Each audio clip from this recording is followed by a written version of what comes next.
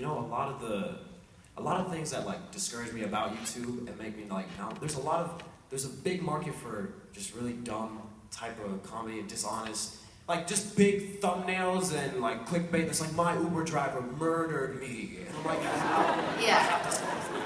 How am I making this video? So like that kind of stuff just makes me just feel like, how do I be honest when you don't do like big thumbnails and stuff like that? It doesn't do as well. Yeah. Feel as comfortable, and it's just a weird thing. It's like music. There's pop music that appeals to the largest. I don't want to say lowest common denominator because that's, you know, I'm not trying to live anybody else's life. Like, but the largest common denominator. And then there's people that make more independent styles, or people that really love jazz, or people that really love pop, or people that really love hip hop. Like, and so it's like when you see the competition level on the platform for things like the most clickbait thumbnail is the same thing as with the music industry, with the most poppy pop music. It's the same thing with the movie industry, with making Transformers. Like it's not about us as an online platform. This is just how our culture is disseminated. Guys, how do you feel about clickbait titles? Fucking hate them. Wow.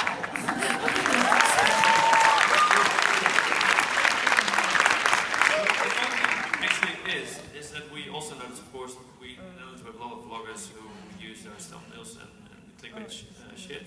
So it isn't out, but we created a series as well where we actually used clickbait titles and thumbnails, but it's always real. So to reverse like the stuff, but it's it's got. I think it's a grey area because I don't actually really know the I know what people mean when they say clickbait, but I don't know the exact definition. But I truly think that, you know, it should be okay to name a video after what it is about. But that's not clickbait. It's not clickbait. Clickbait is you get bait and switch. That's what I said. I don't know the exact definition. I mean, you can have some titles aren't necessarily incorrect. They can be intriguing, I suppose.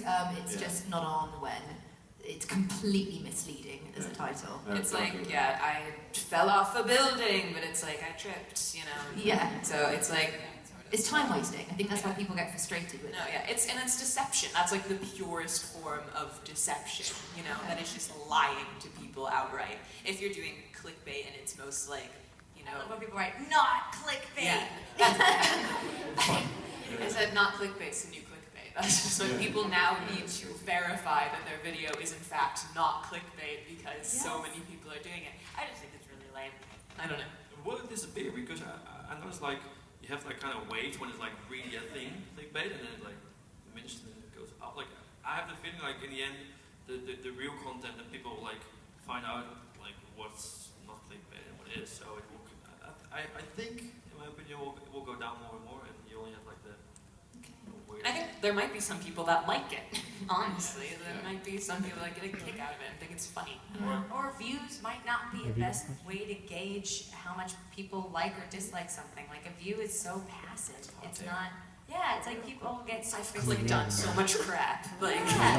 And it doesn't mean like if you click something, you start scrolling and you like click away. It still counts as a view, man. Okay, so that's clickbait titles. All right. So next question. Here, just here. That's it. Great. Yeah, where you already are. That's fantastic. How do you feel about separating your real life from YouTube, and where do you draw the line? That was how do you feel about separating your real life from YouTube? Was that? Yeah. Good. Where do you draw? Yeah. Where do you draw the line? Like, do you have to give yourself? Do you have any practices in place to give yourself some me time? Yeah, absolutely. Like if we look at our content, it's mostly sketch, and some of it is like, how do you call it, reality. But personally, I don't really like showing every detail of my life. Like on a day like this, I just like to relax and not film, just enjoy. And I think that's one of where I personally draw the line is where it's also on a holiday. Like you can just film your holiday and make it look like it's all amazing, but through half of the time you're looking through a camera lens and you might not be able to completely enjoy and live in the moment. So I think that's where the line is that at a certain point, it shouldn't take over your whole life. I don't understand, I don't know if you guys do it, but I couldn't be a daily vlogger. I can't also, do it. without judgment, I could never be a daily vlogger No. because it And does not that thing where you feel this veneer, Yeah. this distance between you and your life. You're not living it. But Yeah, and also, it's not because of the amount of work, because I could, I could be able to do the amount of work, but it's just the distance, as you say, between what's real and what's a documentary thing. And what's complicated and what's simple. Like if I posted every single time I had like a depressive thought or like had some sort of like untruth moment, like it just was at a low, people would be like, Jesus, Hannah's on the edge. And be like, no, babe, like this is a human being. Yeah, like, and sometimes you don't want that input, you know? You don't want all these people constantly giving I don't want their- people worrying. No, yeah. Because I'm okay, like, and also it's like, it's hard because I really want to speak very openly about mental health issues, but I don't want people, it's a complicated subject. So I did this video recently called Depression in Under 2 Minutes, and because I never could vlog about it, because just for me personally it didn't work. So it's like it's a short, soundless, dialogueless story in depression in under 2 minutes. And that was the first time I ever made a video discussing the subject, and for me that was the best way to translate the feeling. So I guess to answer your question, it's at where do you draw the line in sharing your personal life? I guess it's what I feel comfortable in the way I share it. I mentioned something called vlog guilt on a panel earlier on. Do you ever feel like if you are on holiday and you are supposed to be giving yourself a break, do you feel the pressure to share something if you're experiencing something fun, whether that's on Instagram or Snapchat stories? Is that something you suffer with? Do you have to kind of like tell yourself off? Yeah, I think it's been a case where like we'd want to we'd be upset if we didn't get a nice picture from somewhere kind of thing. But there's I don't know how to put it. What I was gonna say earlier is that YouTube is tricky because you're sort of selling yourself as a person. So you feel this pressure and again this obligation to portray either the best version of yourself or the most likable version of yourself or the most fun version of yourself. When we all know that that's not what living as a human is. So yeah, I don't know. I do, wait, real quick. I just don't like the idea of people thinking that they know me when they don't. So I don't, like when they don't know me, like, you know what I mean? So even if I daily vlog every single day and I almost said you people, and people saw a lot of my life, they still wouldn't really know who I am. And I don't like being judged in that way, but that's what happens when you vlog a lot and share a lot of your life. People feel like they have the right to know more sometimes about what you're doing, and it's weird. It's self-produced reality television. So if we can all agree that reality television is fake, which it is. Reality television is developed by producers. Producers make storylines. They tell the storylines to participating people. It's not real stuff. It's reactive stuff, but it's a version of storytelling based in reality. So daily vlogging, in my opinion, is self-produced reality TV. And in some ways that's good because you're very much in control of your perception or what's getting out there. But it's not people's actual lives, because that would be boring and complicated. All right, so next question. So how about here? Guys, microphones? Hi, there we go. Hi, I was wondering how rewarding being authentic is in a year like 2017, where YouTube has been around for a very long time. Is it still rewarding to be authentic? Yeah, definitely, because I think it would be not rewarding to be not authentic, Just me personally, I don't think I would get the same out of my experience on the platform if I was not doing what I'm doing now. I wouldn't be participating. Yeah, right. I think in the long term, it's definitely better to be authentic, because I think the longer it takes you to get to the top, the longer you stay there. And that's my little quote that I say all the time to myself when I'm like, dang, it's taking me a long time to get anywhere. But no, if you really grow your audience through authenticity over a longer period of time, you have a real audience. If you shoot to the top, I've seen a lot of people, even this past year in 2016, who can explode, but then they slowly just trickle down. So, long term. I think it also depends on how much you value. Obviously, it depends on how much you value authenticity. What's your reason to do the whole YouTube content creation thing?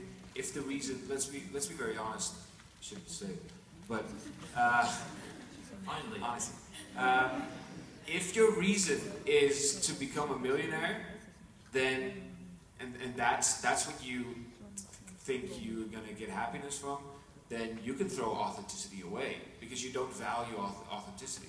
But if you really are a person who likes to know that when you reach people, they know who you are and they will listen to you and listen to the things you say, which you're totally behind, then you clearly value authenticity, and then it's very important. So just don't like what's your reason to even be a content creator, right? Yeah, and if your goal is to be a millionaire, when you're a millionaire, your goal will be a billionaire. Like you're Yeah, never, sure. if you quantify it in a literally numeric sense, like my goal is to get 1 million subs, my goal is to get blah, you're not gonna ever feel like you've met your goal because your goal is trying to replace something else in you. And if you want to be a millionaire, don't do YouTube. Like, invest in the stock market, you know, don't do You YouTube. gotta be aware of the fact that there's way more sorts of currency than just money or It's beautiful. anything like that. I heard that this week. Okay, next question. Over here. Someone's waving. This person. Yeah. Hello. This might be a Pandora's box, but when I came to hear YouTube Honesty Hour, I was thinking more along the lines of, you know, the age gate and how subscribers went missing and all of that kind of stuff. And How you're do you- talking like all the inside YouTube things. Right, we got 13 minutes. Yeah, okay. Does anyone want to... We don't know anything about that. Let's let her finish your question. What I mean is, how do you feel about that your employer is not always honest with you? Who wants to say that? You reap what you sow. So if you break trust, you're gonna break trust. I believe that YouTube is trying to figure out its best. YouTube needs to pay attention to the fact that it doesn't know how to internally to externally communicate to every tier of creator. Meaning that if you have 10,000 subs, you're being affected by something. If you have 10 million subs, you're being affected by something. YouTube needs to build inside its infrastructure a better system in that. And if they don't prioritize that, there will be consequences. But I don't think it's personal. Yeah, well, yeah, because I think they've never prioritized it, and by not really having any immediate consequences from that, they've become okay with not prioritizing it. So I think only now are people like, okay, what is happening here? This needs to stop. So I have no idea what they're going to do, honestly. But Yeah, I feel the same way. there needs to be something in place, because people have been talking about like moving somewhere else for like years, like off of YouTube. But one, there's no other huge platform like it that would be a smooth transition. We could never. Yeah, but there's other things that you can, I would just say that as a top tier creator with direct involvement, there are people having conversations that have to yield results. And if they don't, there will be consequences. Something that came up on the hashtag recently, this is the Honesty Hour hashtag, is the idea of videos and creators being affected by restrictions that are being put in place on content. Has anyone suffered any sort of from this new restrictions being brought in? What do you feel about it? I have had ads taken off of videos that you'd think ads should not be taken off of, but then I went and repealed it basically, or an appeal system they have in place, and it got fixed. But I mean, that's been a huge topic of conversation with a lot of people who make sort of LGBT-related content, and that sort of thing. And there's, as evidence for this, there's all sorts of shit going down at YouTube right now. Their advertisers are like blowing their heads off. Yeah, It's a sticky situation. I think it all leads back to this whole infrastructure not being there that needs to be there. And, we've seen, I have 360, no, more than that. I have 52 videos, I've made 545 videos. 52 of them are visible on restricted mode.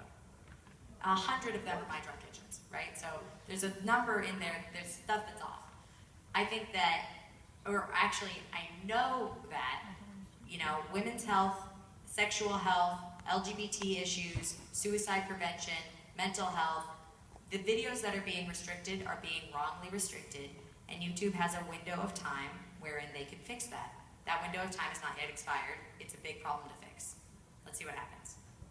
Okay, next question. Move down to the front here. There are a lot of trash talkers on YouTube who make assumptions and lies about other YouTubers. What do you guys think about that? Trash talkers and trolling. Well, I think, yeah, my answer is very short, and that is that I don't really pay any attention to it. That's literally it. Like, I don't really. I mean, there has been, alright, my answer's going to be a bit longer. There has been a situation. Now, last week there was a situation, like, we organized an event at somewhere else in Amsterdam, which was for like the very intimate Dutch YouTube community, and there was like the award show for the best Dutch YouTubers, etc. And there's always this thing around it because we're organizing it, and we're also YouTubers, and then there's YouTubers who don't get invited or something went wrong, and they, you know, last week someone put out some trash talk towards not only us but the rest of the organization, and like I personally don't care about trash talk. You can say anything you want. But as soon as you start to sort of like aim at other people who have nothing to do with YouTube, but who are dear to you, then that's, I think, where for me, I'm going to step up and say, all right, please calm down, because those people didn't do anything wrong. So it's just like, personally, I think I can have a lot, but as soon as it goes about other people or like your family or etc., then for me, that's where, like, stop. That's why I say stop. So not everyone can sort of ignore the trash talk quite like that. Is anyone else sort of more affected by it? Or? I think that you have to defend the people who, you have to have a voice for the voiceless, and that there are, you know, there's a difference between hate for the sake of hating and realities. You know, like when people bring up that the Oscars don't include people of color, or even in our own space, like, it's a constant question of like, why aren't there more people of color on panels? Why don't we have a higher why isn't there a higher resonance of that voice or these undertold stories in our online community? And I appreciate people bringing awareness to that. Trash talk, I think, like gossip. Yeah, gossip. Fuck it.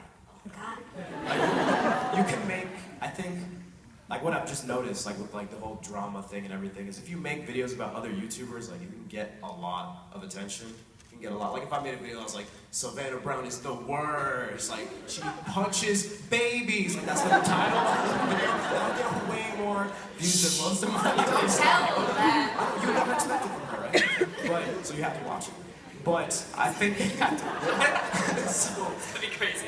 but I don't think that, like I said, like that's the kind of content that lasts. And I was also kind of making videos about other people before, or not videos, but just like trying to call out people, blah blah blah. But I don't really like.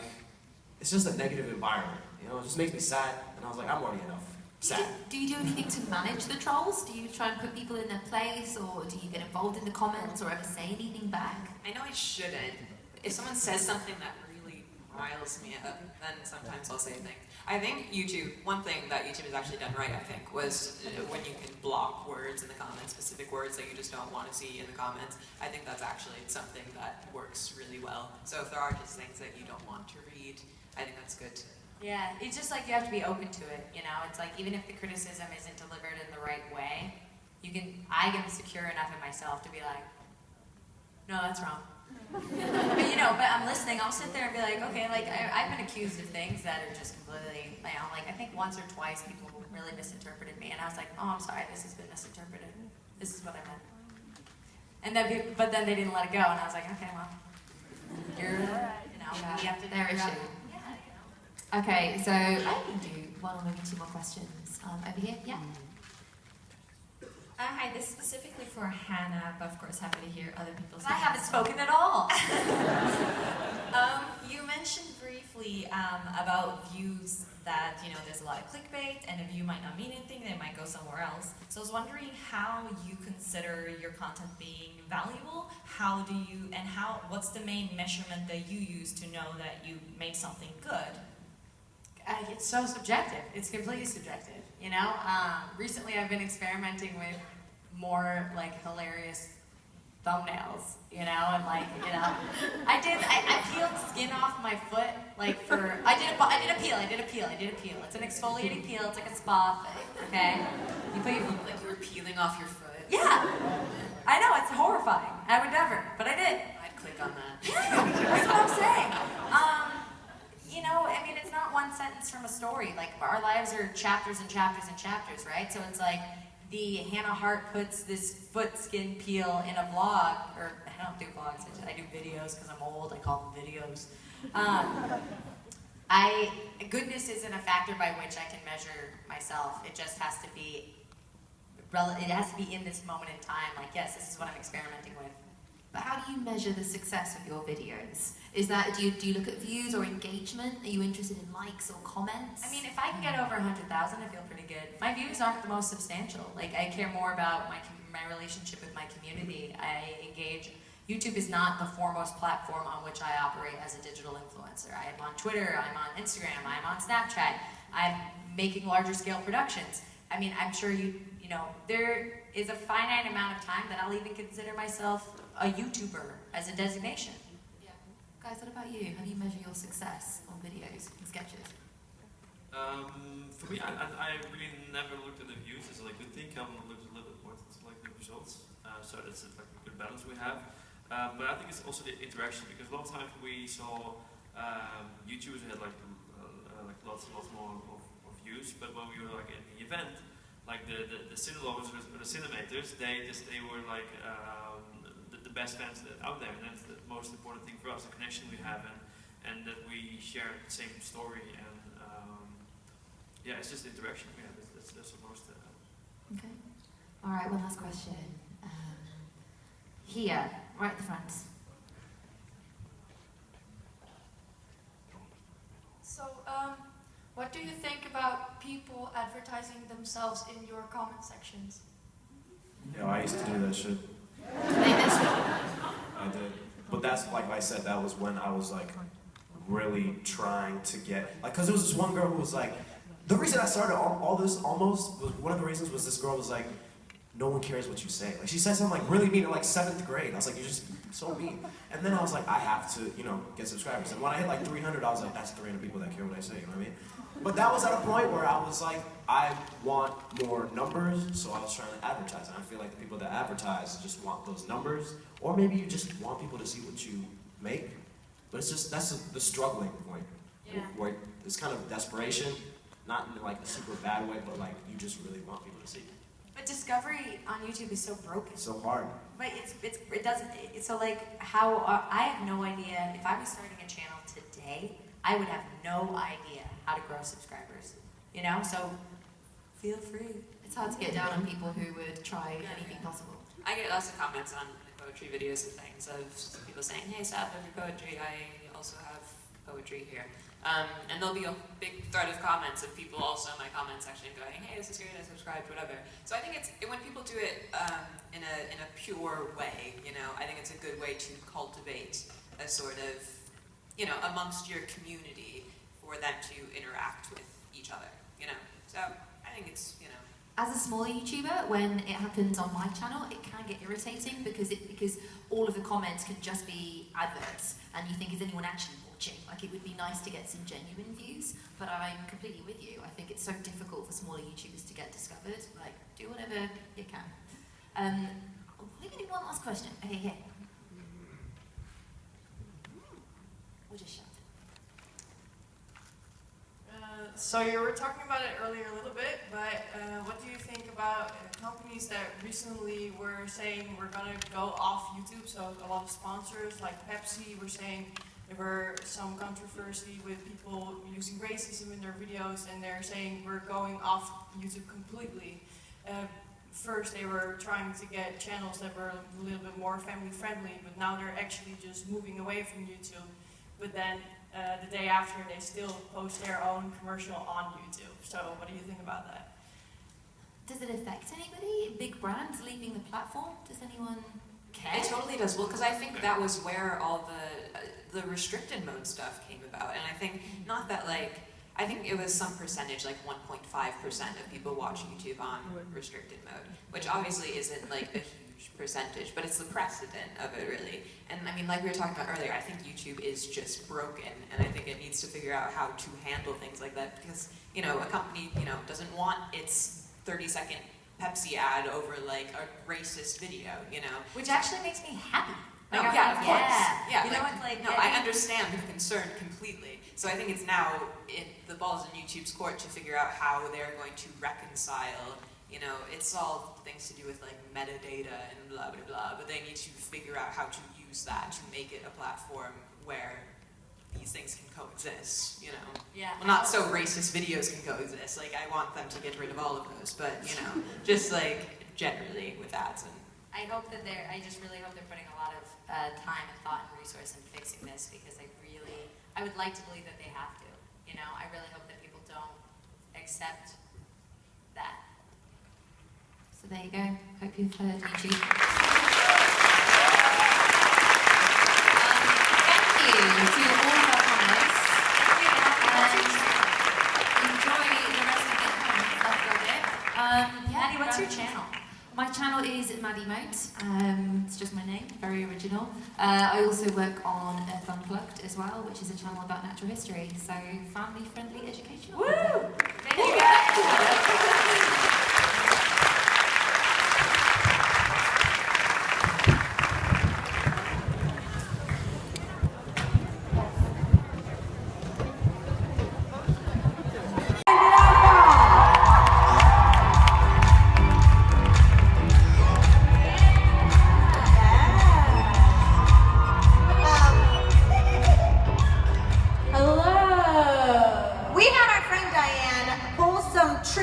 Questions that, based on what we've done since we've been here, we should be able to answer.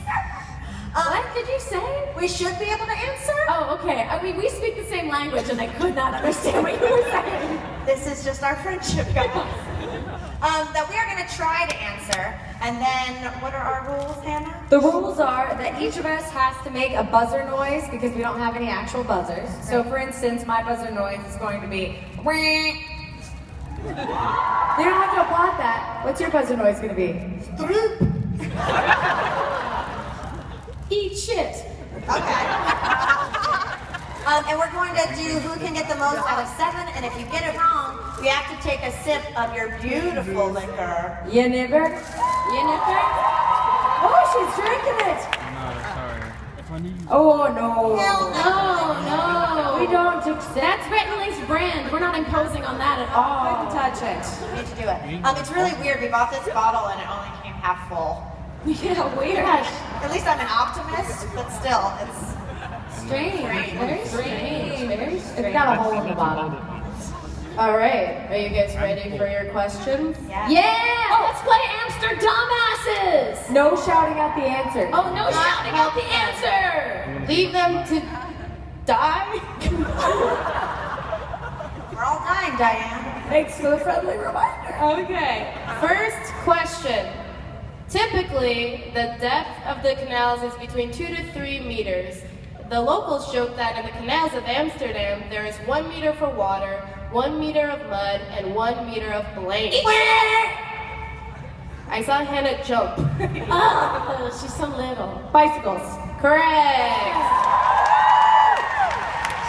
Okay. So what's the punishment? You guys have to do that. Punishment is we get it wrong. Yeah. I mean, I'll punish myself gladly. I mean, when in Rome, which is also good. Okay. Yeah. Question number 2. What is the geographical difference between Holland and the Netherlands? The geographical difference? What's the difference? Eat shit! Grace, go on. Holland is a part of the Netherlands. Yeah, the audience agrees. For extra points, but like considered to be what? What is it? A district of the Netherlands. Wrong. Fruit! Mamrie. I don't know. A peninsula? Oh, honey. Where? Hannah? An island? Now you guys are looking for excuses to drink from this bottle, but go for it. We thought this game through. The answer, Diane. It's a province. You know? It's a province. province. Yeah. It just it's north and south. I know. Oh, it's real bad. It's very good, just warm. It's lovely. Okay, question number 3. We recently enjoyed an amazing dinner at Amsterdam's Rijksmuseum in front of a famous painting by the Dutch artist Rembrandt.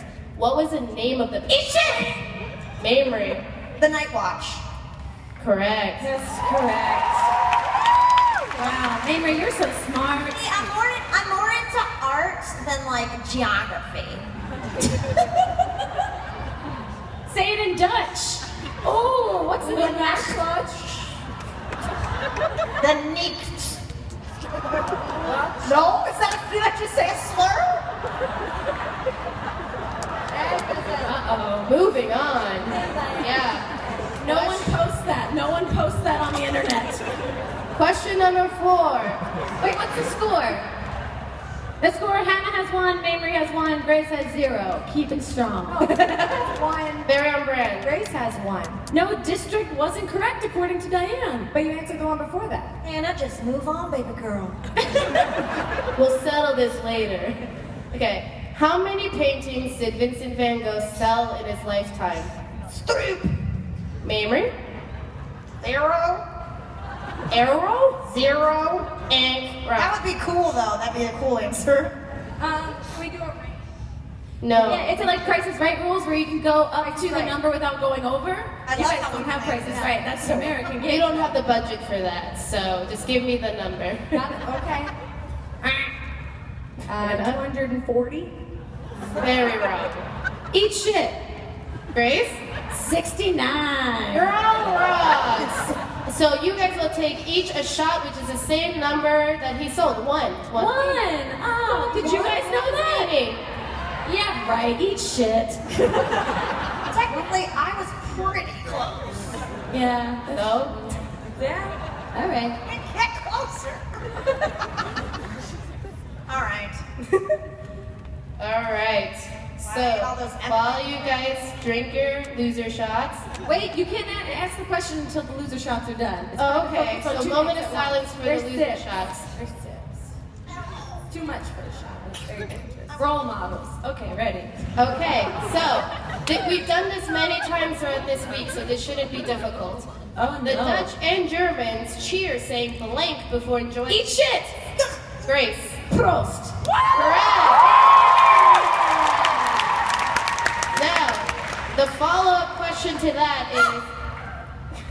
Eat shit! If you 7 years bad sex! Oh my God, you were correct! Wait a minute. It's only because Diane's been saying this at every single time we've cheers, and if she's the one that's making these questions, I would like I'm to a know good how friend. you They do need the- to know. I would like to know how you do the follow-up question was describe Mamrie's current sex life.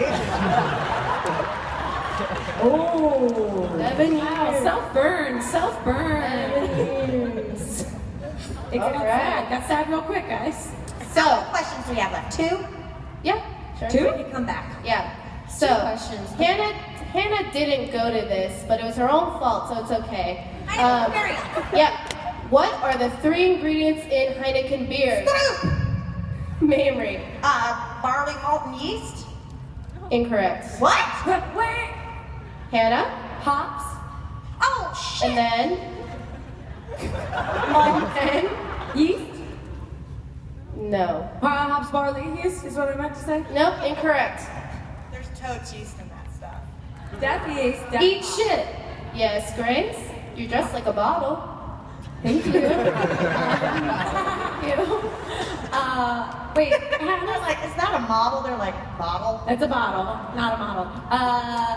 Wait, barley, hops, yeast, and water. There's 4 ingredients. 3, but you named all of them, and you're the only one who said water, so you're correct. Ha ha! Mamrie, do not look at me like that, Mamrie. Mamrie, please. Okay. I'm only the messenger. I'll get it in a minute. Okay. Okay, so last question. Very, very important. This is the last question. Yeah, I think okay. should be worth 10 points, which means nothing up until this point has mattered at all whatsoever. We also haven't established where any of us win. Yes. Oh. The rest of that bottle. On your own time. Oh, Alright, last question is, I have seen a lot of cats while walking in Amsterdam. Yeah. Oh, okay. How many have I seen? I'm gonna say Hannah. Oh, God, it's either 4. I've been with you for a lot of time. 4. Are you incorrect? 4 is what I said. No. Could be heard a variety of Mamrie, things. you're in second. Two-part answer. Okay. Why are you counting your cats? I'm worried about you, Diane. Second part of my answer. How many have you seen or taken pics with? I've taken pictures of all of them. Okay, you said 5? I said 4. 3. Incorrect. Eat shit. Grace? 69.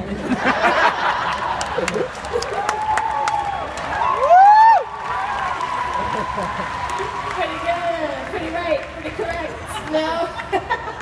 I Well wish. done. I wish. No, the correct answer was 5. Wow. Find that drink and we're done.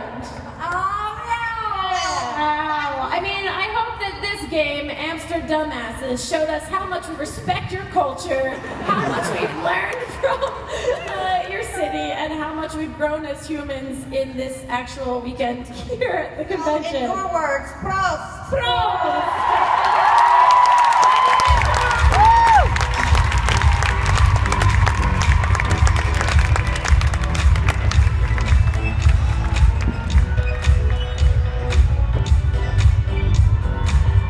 That's how I want to enter rooms. I want to enter rooms like that all the time. Just hugging 4 women and then carry on with what I want to do. So we're really coming to the end now. This is the last time we're going to be on the stage. Everyone collectively go, aww. That was quite convincing, actually. Sounds a little bit like I just want to genuinely say thank you for being such a great crowd and what a great VidCon it's been. You did make me drink the thing. You didn't. That was like crowd peer pressure. That was what that was. But I forgive you. So, anything you want to say before we introduce the? No, I mean, just thanks. Thank you. Wait, are you in love with him though? You don't want to be in love with me, man. I've got too much on. Yeah. I've got Minecraft to play and a bit of Zelda as well. Do you know, actually, I'm going to say it whilst I'm on stage. Zelda Breath of the Wild is the best game in the world. Yeah! There you go.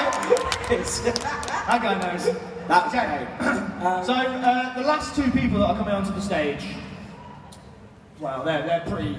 Well, one of them is not only a YouTuber, but an author. He sort of invented the YouTube book. And not only has he written books, but those books have been turned into movies. And the other one is his brother. So please welcome onto the stage, John Green and guest!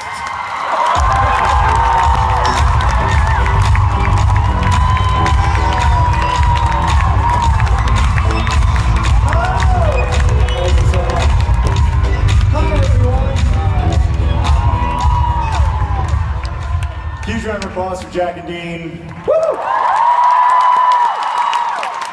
Mostly for their generous introduction of me, but also for being your great host tonight. Hank, I believe you have a giveaway. I do. I made a mistake. During the recording of our non-recording of Dear Hank and John, I said that what I wanted people to say to me when they saw me in public is, here's some peanut M&Ms. I'm going back to America eventually, and I don't think that I'll have the capability of eating 40,000 calories of peanut M&Ms. A number of these had notes on them, so I read the notes. I ate a bunch of peanut M&Ms, I gave some of them away, and still I have about 20 pounds, which is, I don't know, 85 kilograms of peanut M&Ms. Nope. I don't know. 44. 44.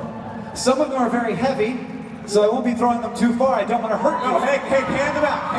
Hand-mouth. No, that's fine. It's hurt. They'll catch. Oh, God. They're coordinated. I know, I disavow all ownership over this terrible strategy. Hey, what about these people? What about these nice people over here? Over there. And these people in this corner? Oh, God. Oh, God. Don't let them hurt you. Just don't get hurt. Guys, these are available at your local store for 75p.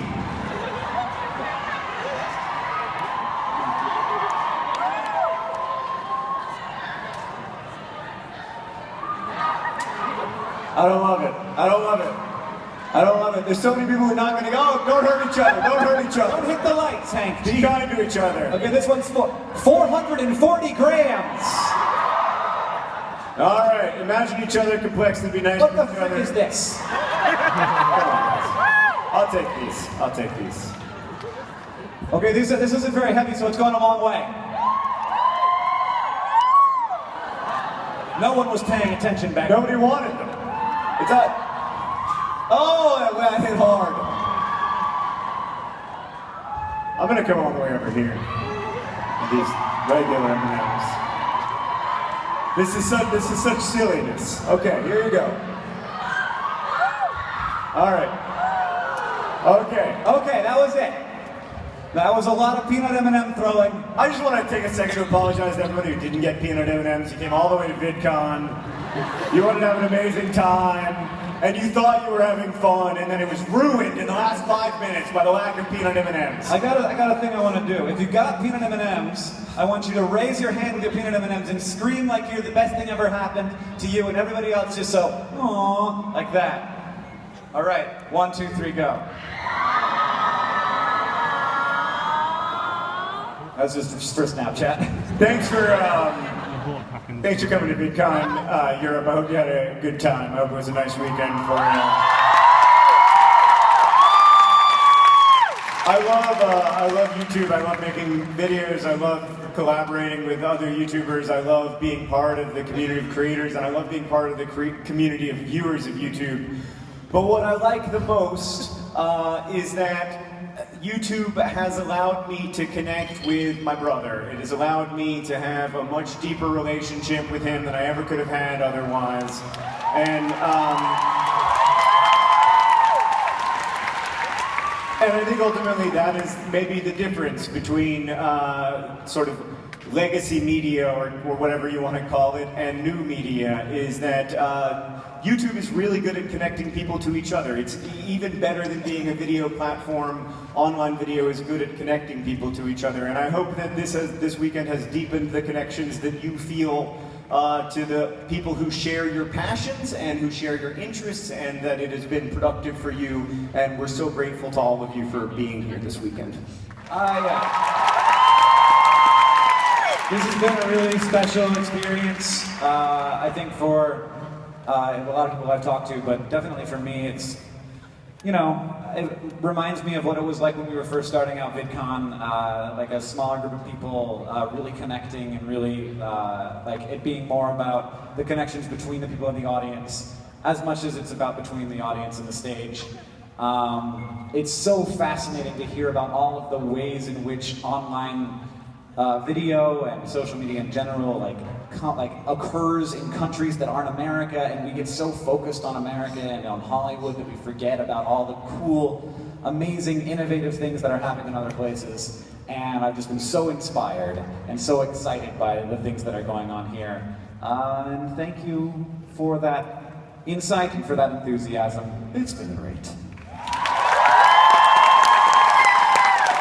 So have a good night. Be safe, and as we say in our hometown, don't forget to y'all. Bye, guys.